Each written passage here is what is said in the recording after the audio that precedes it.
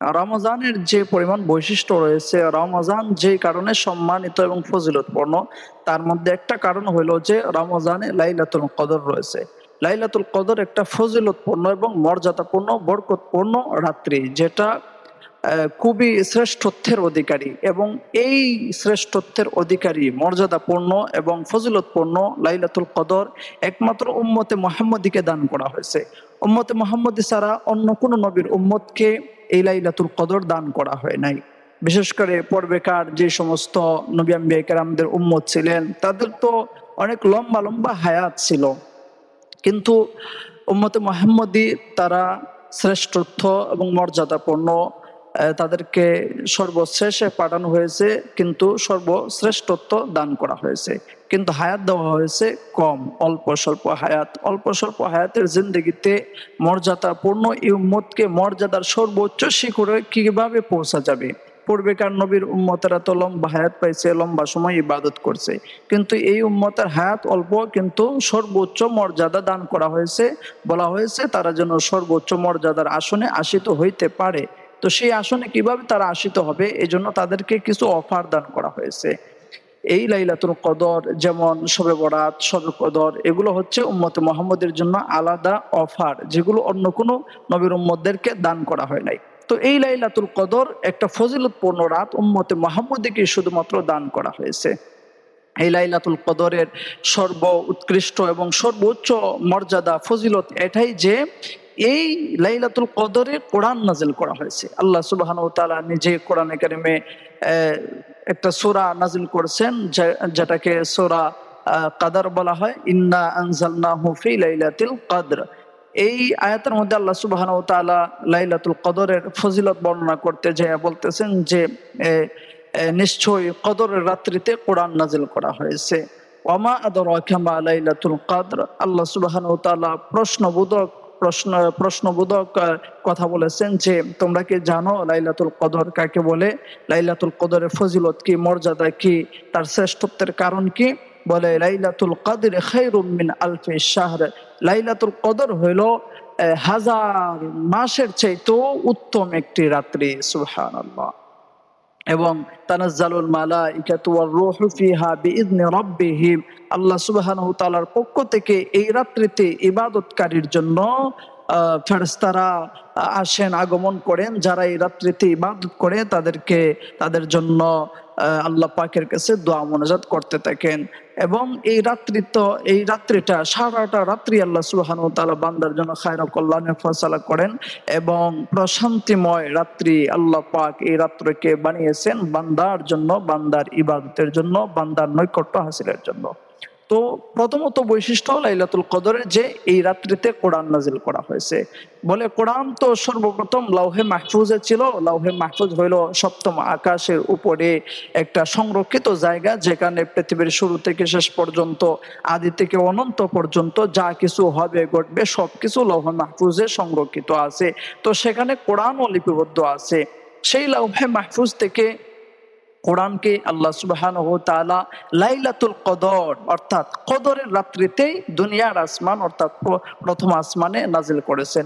ওইখান থেকে নবীজি সাল্লাল্লাহু আলাইহি ওয়াসাল্লামের জিন্দেগীর 23 বছরের হায়াতের মধ্যে প্রয়োজন মোতাবেক যখন যে সূরার যে আয়াতের যে অংশের প্রয়োজন পড়েছে, আল্লাহ পাক প্রথম আসমান থেকে জিবরাইল আলাইহিস সালামের মাধ্যমে হুজুর সাল্লাল্লাহু আলাইহি ওয়াসাল্লামের উপর অবতীর্ণ করেছেন। কিন্তু একসাথে লাইলাতুল কদরে লৌহে মাহফুজ থেকে দুনিয়ার সামায়ে দুনিয়া প্রথম আসমানে কোরআনকে অবতীর্ণ করা হয়েছে। তো এটা লাইলাতুল কদরের উল্লেখযোগ্য একটা বৈশিষ্ট্য।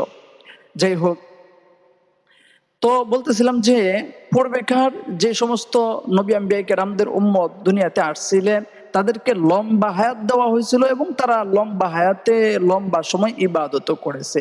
নবীজি সাল্লাল্লাহু আলাইহি ওয়াসাল্লাম একদিন সাহাবায়ে কেরামদেরকে আলোচনা করতেছিলেন এবং পূর্বেকার নবীর উম্মতদের তাজকিরা করতেছিলেন যে বনী ইসরাইলের এক লোক, সে 1000 বছর জিহাদের ময়দানে কাটাইছে। এক তো জিহাদ একটা গুরুত্বপূর্ণ ইবাদত, সর্ব উৎকৃষ্ট সর্বোচ্চ ইবাদত, মর্যাদাপূর্ণ সওয়াব লাভের ইবাদত হচ্ছে জিহাদ। জিহাদের ময়দানে ইবাদত করলে ওইটার দ্বিগুণ সওয়াব। জিহাদের হালতে যদি কেউ শহীদ হয় তাহলে বিনা হিসাবে জান্নাত। তো একদিকে সে জিহাদ করছে অর্থাৎ সর্বোচ্চ সর্বোচ্চ মর্যাদা সম্পূর্ণ ইবাদত করেছে, অপরদিকে ওই জিহাদের ময়দানেই সে হাজার রাকাত নামাজ পড়েছে, সারা রাত্র সে নফল ইবাদত বন্দেগী করেছে। এইরকম লম্বা হায়াতে 1000 বছর হায়াতের জিন্দেগিতে লম্বা সময় ইবাদত করেছে। এই বর্ণনা নবীজি সাল্লাল্লাহু আলাইহি ওয়াসাল্লাম সাহাবায়ে কেরামদেরকে শোনাচ্ছিলেন। এবং তিনি আরো শোনাচ্ছিলেন যে হযরতে জাকারিয়া আলাইহিস সালাম, হযরতে হিজকিল আলাইহিস সালাম, হযরতে আইয়ুব আলাইহিস সালাম, এরা আল্লাহ পাকের নবী পয়গম্বর। ইনারা 80 থেকে 84 বছর হায়াত একটানা আল্লাহ পাকের ইবাদতের মধ্যে কাটাইছেন। একদিকে লম্বা হায়াত পেয়েছেন, আর একদিকে লম্বা হায়াতের জিন্দেগিতে আল্লাহ পাকের ইবাদত করছেন লম্বা সময় ধরে।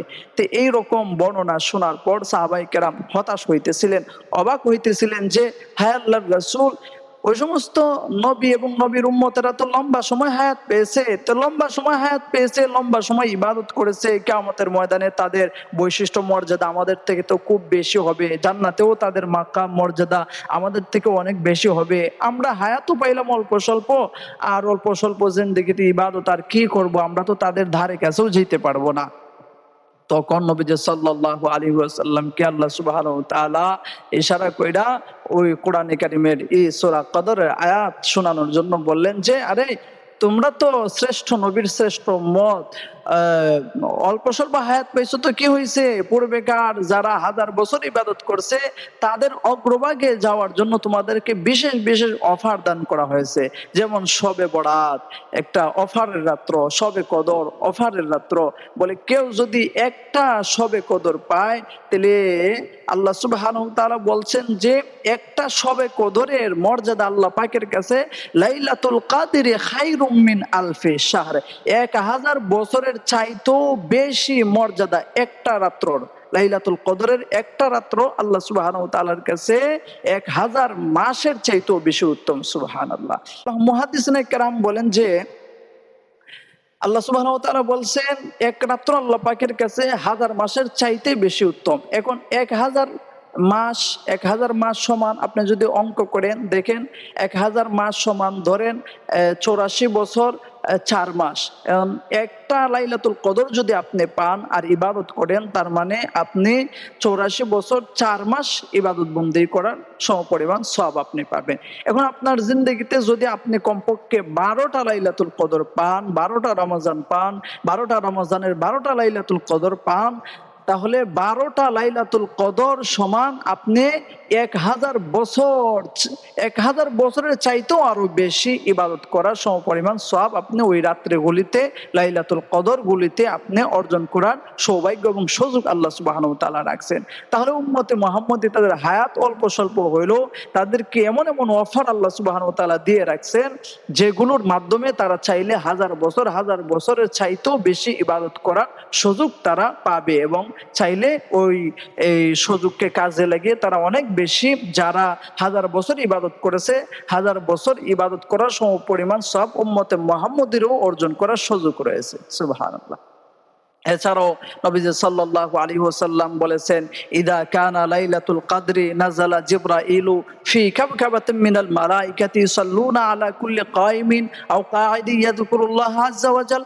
নবীজি সাল্লাল্লাহু আলাইহি ওয়াসাল্লাম বলেন, লাইলাতুল কদর এমন একটা মর্যাদাপূর্ণ এবং ফজিলতপূর্ণ রাত্র যে এই রাত্রিতে যারা দাঁড়ানো অবস্থায় কিয়ামুল লাইল করে তাহাজ্জুদের নামাজ পড়ে, নফল নামাজ বেশি বেশি করে পড়ে, অথবা বসা অবস্থায়, শোয়া অবস্থায় তাসবিহ তাহলিল করে, জিকির আজকার করে, দোয়া মোনাজাত করে, নফল ইবাদতের মধ্যে যারা লাইলাতুল কদরের সময়টা সারা রাত্র আল্লাহর ইবাদতের মধ্যে কাটায়, বলে ওই রাত্রিতে নাযালা জিবরাইল, হযরত জিবরাইল আলাইহিস সালাম তার সাথী সঙ্গী ফেরেশতাদের একটা জামাত নিয়া ওই লাইলাতুল কদরের ইবাদতকারীদের পাশে পাশে আসেন, এবং আয়েশা তারা ফেরেশতাদের জামাত ওই ব্যক্তি যারা লাইলাতুল কদরে ইবাদত করে তাদের জন্য রহমত, নাজাত, মাগফিরাতের দোয়া করতে থাকেন। সুবহানাল্লাহ।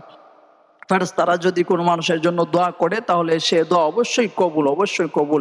কারণ ফেরেশতারা মাসুম, তাদের কোনো গুনাহ নাই। তারা যে দোয়া আল্লাহ পাকের কাছে করেন, যার জন্য করেন তার জন্য তাদের দোয়া আল্লাহ সুবহানাহু ওয়া তাআলা কবুল করেন।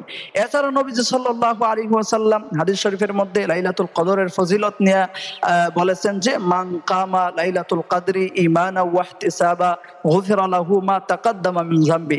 নবীজি সাল্লাল্লাহু আলাইহি ওয়াসাল্লাম বলেন যে যারা ঈমানের হালতে সওয়াব লাভের আশায় লাইলাতুল কদরে ইবাদত বন্দি করে আল্লাহ পাকের দাসত্বের মধ্যে সময় কাটায়, তো আল্লাহ সুবহানাহু ওয়া তাআলা তাদের জিন্দেগির পিছনের সমস্ত গুনাহ মাফ করে দেন। মুহাদ্দিসিনে কেরাম বলেন যে কবিরা গুনাহ তো তওবা ছাড়া মাফ হয় না, এইগুলোর মধ্যে পিছনের সমস্ত গুনাহ মাফ করে দেওয়ার যে কথা বলা হয়েছে সেটা হলো সগীরা গুনাহ। সে যদি ওই রাত্রিতে ইবাদত বন্দি করে তাহলে তার পিছনের সগীরা গুনাহ সমস্ত মাফ হয়ে যাবে।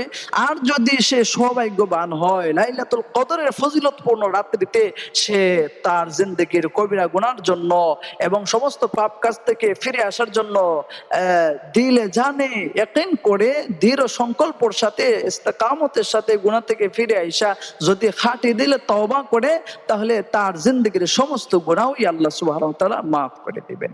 এজন্য লাইলাতুল কদর খুবই গুরুত্বপূর্ণ একটা রাত্র। এই রাত্রটা কবে বলে রমাদানের মধ্যে আছে।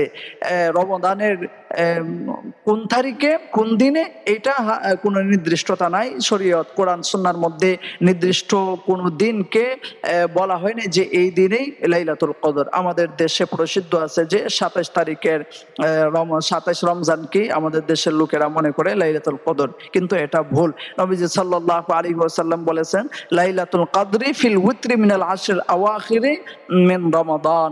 তোমরা লাইলাতুল কদর তালাশ করো রমজানের শেষ দশকের বেজুর রাত্রগুলিতে। অর্থাৎ নবীজি সাল্লাল্লাহু আলাইহি ওয়াসাল্লাম আমাদেরকে সহজ করে দিয়েছেন যে রমজানের শেষ দশকের বেজুর রাত্রগুলিতে অর্থাৎ ২১, ২৩, ২৫, ২৭, ২৯ মাত্র ৫টা শেষ দশকের এই ৫টা বেজুর রাত্রতে কেউ যদি লাইলাতুল কদর তালাশ করে এবং এই রাত্রগুলোতে ইবাদত বন্দি করে তাহলে আশা করা যায় সে লাইলাতুল কদর হাসিল করতে পারবে, অর্জন করতে পারবে। লাইলাতুল কদরের ইবাদত কি বলে আমাদের দেশের সমাজের অনেক মূর্খ মুসলমান আছে যারা লাইলাতুল কদরের আলাদা ইবাদত আমাদেরকে জিজ্ঞাসা করে যে কয় রাকাত নামাজ কি করতে হবে না করতে হবে। বলে লাইলাতুল কদরের আলাদা কোনো ইবাদত নাই। শবে বরাত, শবে কদর, লাইলাতুল কদর এগুলোর মধ্যে নফল ইবাদত আপনি বেশি বেশি করবেন। যেমন তাহাজ্জুদের নামাজ পড়বেন, নফল নামাজ পড়বেন 2 রাকাত করে, অথবা আপনি কোরআন তেলাওয়াত করতে পারবেন। এরপরে লম্বা সময় তাসবিহ তাহলিল করতে পারেন, জিকির আজকার করতে পারেন, দোয়া মোনাজাত করতে পারেন নিজের জন্য, পরিবারের জন্য, আহলদের জন্য, বিশ্ব মুসলমানের জন্য। মানে ওই রাত্রিতে নফল ইবাদত আপনি যত বেশি করতে পারেন করেন, ওইটার জন্য আলাদা সওয়াব আছে, ফজিলত আছে। এমনি আলাদা কোনো ইবাদত নাই এই রাত্রের জন্য নির্দিষ্ট করে। তবে নবীজি সাল্লাল্লাহু আলাইহি ওয়াসাল্লাম এই রাত্রিতে একটা দোয়া উম্মতকে শিক্ষা দিয়ে গেছেন যে এই রাত্রটা একটা ফজিলতপূর্ণ রাত্র। যদি কেউ এই রাত্রতে বেশি করে একটা দোয়া পড়ে তাহলে অনেক সওয়াব হবে, তার লাভ হবে, ফায়দা হবে। যেমন দোয়াটা হলো নবীজি সাল্লাল্লাহু আলাইহি ওয়াসাল্লাম বলেন যে আমার উম্মতেরা লাইলাতুল কদরে তোমরা বেশি কইরা আল্লাহুম্মা ইন্নাকা আফুউন তুহিব্বুল আফওয়া ফাফু আন্নি, যে হে আল্লাহ আপনি ক্ষমাকারী, ক্ষমা করাকে পছন্দ করেন, আমি গুনাহগার পাপী, আপনি আমাকে মাফ করে দেন। এরকম ভাবে নিজের জিন্দগির গুনার জন্য, নিজের জিন্দগির ভুল ভ্রান্তির জন্য আল্লাহ পাকের কাছে মাফ চাওয়া, ক্ষমা চাওয়া, তাহলে ফজিলতপূর্ণ রাত্রিতে আল্লাহ সুবহানাহু ওয়া তাআলা আপনাকে মাফ করে দিবেন। এটা হলো লাইলাতুল কদরের রাত্রের একটা গুরুত্বপূর্ণ দোয়া। আল্লাহ সুবহানাহু ওয়া তাআলা সামনে লাইলাতুল কদর আসতেছে। লাইলাতুল কদরকে সর্বোচ্চ গুরুত্ব দিয়ে আমাদের সকলকে আমল করার তৌফিক দান করুন। আমিন। ওয়া আখিরু দাওয়ানা আলহামদুলিল্লাহি রাব্বিল আলামিন।